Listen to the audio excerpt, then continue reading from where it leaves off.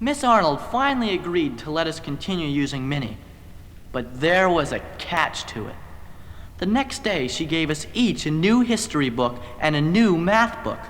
Irene, Danny, Joe, you've been doing so well that I'm giving you advanced work. First year high school algebra and history. Please do the first 5 examples in the algebra book and the first 8 questions in the history. By tomorrow. So, we were right back where we started. Only worse. Before we could feed the new data into Minnie, we'd have to read it, learn it, and understand it. And it didn't take us long to figure out that Eddie Phillips had been the one to tell Miss Arnold about Minnie. At lunch, we spoke to him. From now on, Eddie, keep your nose out of our business, see? Yeah, we're working on an automatic nose nipper, Snitcher. The name is Eddie. Not anymore. It's Snitcher, and for a good reason. Right, gang? Right! Some guys can really pitch. Some can do math without a hitch. You've really found your niche. You snitch, Eddie Phillips. You snitch, you snitch, you snitch, you snitch, you snitch. Always run and blab. Always run and blab. Really got the gift of gab. The gift of gab. If you were paid to snitch, you'd be rich. Eddie Phillips. You'd be rich. You'd be rich. You'd be rich. You'd be rich. Getting kids in all kinds of trouble makes you thrill. Makes you Why, oh, why, Eddie Phillips? Why, oh, why? Why, oh, why? If your life depended upon your keeping still, you would die, Eddie Phillips. You would die, die, die, die. After a while you're done. After a while you're You're done. always so predictable. You'll never ever switch. You'll snitch and snitch and snitch and snitch and snitch. Eddie Phillips, you'll snitch. You'll snitch. I'll get even with you, Danny Dunn. And he did. A few nights later, without my knowing it, Eddie Phillips sneaked into the professor's laboratory and removed the cover of Minnie's thermostat with a screwdriver of his Boy Scout penknife. Then he set the thermostat to 0 and fixed the dial so it would read normal, while all the time Minnie would be freezing. Next morning, while I was getting ready for school, Irene called. Gosh, Danny, with all the extra work I've been doing, I forgot about a report on Peru I was supposed to give. Today! Don't worry, Irene. Minnie still has that data. I'll run off a report for you right now and bring it to school. Oh, thanks, Danny. You're a real pal.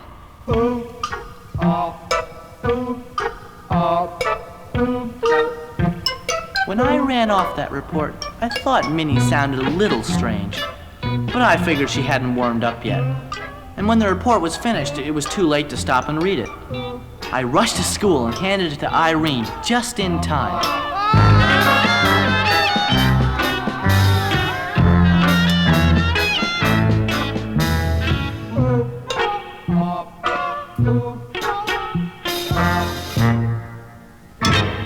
Irene, could we hear your report on Peru? Irene walked to the front of the class, held up the report, and read, Within the effervescence of herpetaph, many Ornals pick burr. She stopped reading and looked down at the rest of the paper. None of it made any sense. It was all double talk. Irene, what on earth? Oh, sorry.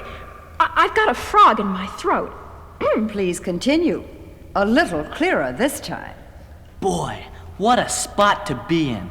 I could see Irene was trying hard to remember some of the material she had fed into Minnie on Peru, while she pretended to read from the paper. Peru. My report is on Peru. Peruvians live in Peru, just like you'd expect them to do. Just Just like Romans live in Rome, and the Finns make Finland their home. Peruvians live in Peru, just like you'd expect them to do. Just like Romans live in Rome, and the Finns call Finland their home. Peruvians live in Peru, just like you'd expect them to do.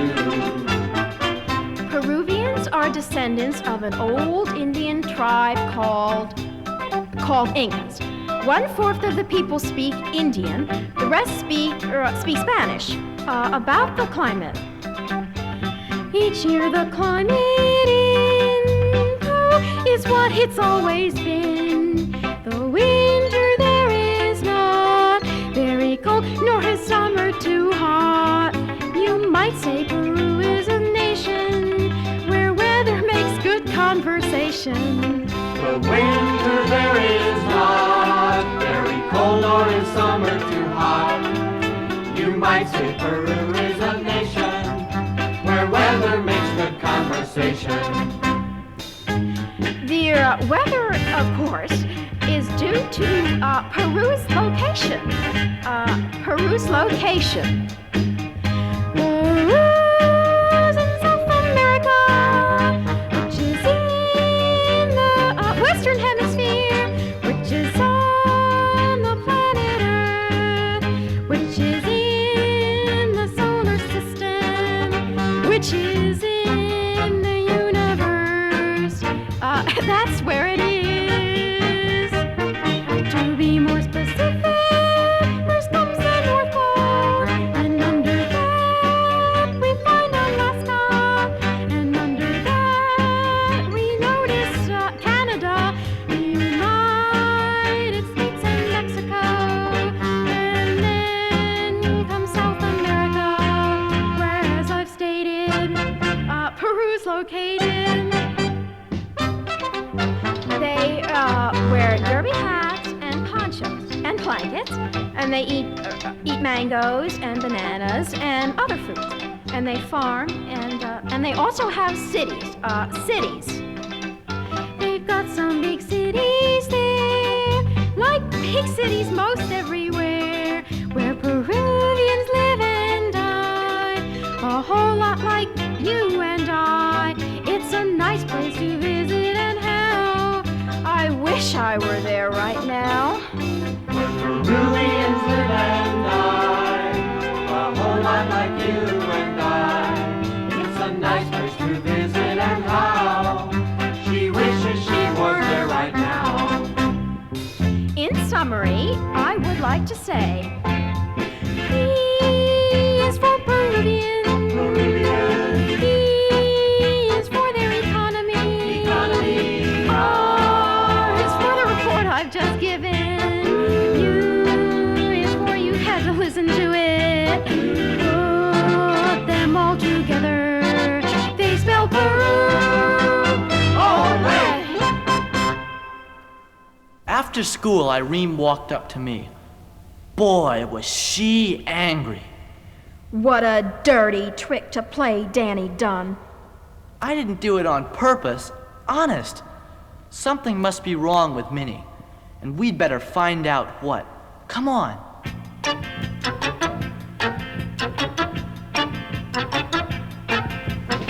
But when we got to the house, we found the last person in the world we wanted to see. Professor Bullfinch. He was back from Washington with an important government expert who came to see if Minnie could do everything the professor said she could.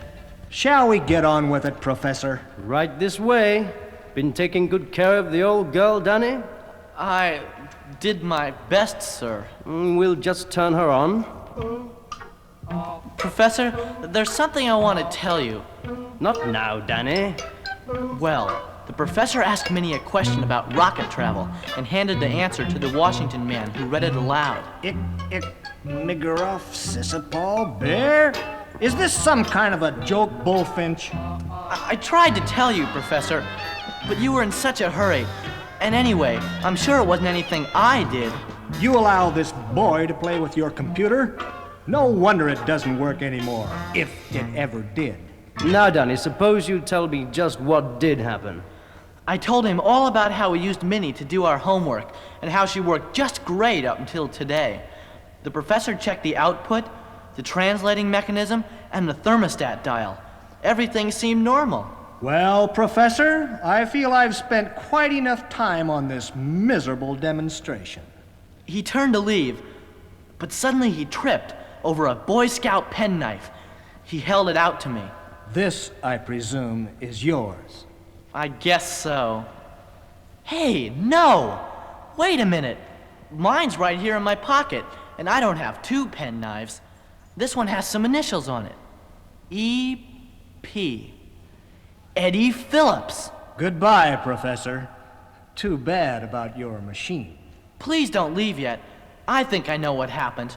Professor, do you remember what I always used my penknife for on Minnie? Yes, to unscrew the cover of the thermostat. Right, and I'll bet anything that thermostat has been tampered with from the inside. Here, let me get it off. Look, the dial's been disconnected and the thermostat's on 0. There, that fixes it. I'll bet Minnie works now.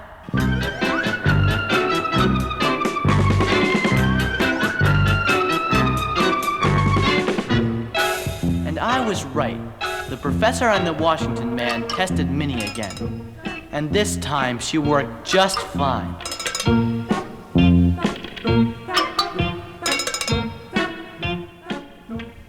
Next day was the last day of school.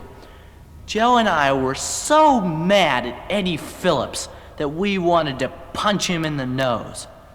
But Irene said no. Kids like Eddie like getting hit in the nose. That's why they act like they do.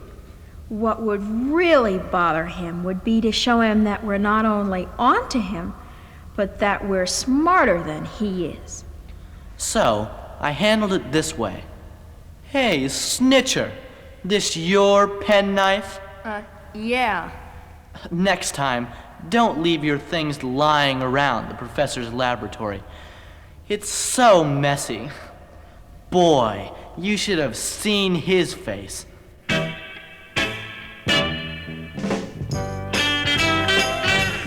There was a class party that day, and Miss Arnold gave special certificates to Irene, Joe, and me for having done some first-year high school work as well as regular classwork. You know, it's funny. We use Minnie to save us doing work. Yeah, and we ended up doing more work than anybody else. Well, even such a wonderful machine as your Minnie is just a machine. She can't do all your work for you. And there's one thing every machine needs behind it so it can do its job well. What's that, Miss Arnold? The human brain, the human brain, the very same brain that's in all of us, the big and the small of us, the short and the tall of us. There's not one who hasn't got one who's sitting there beneath your hair. And whether your hair is straight or curled, with those little gray cells you can change the world. Just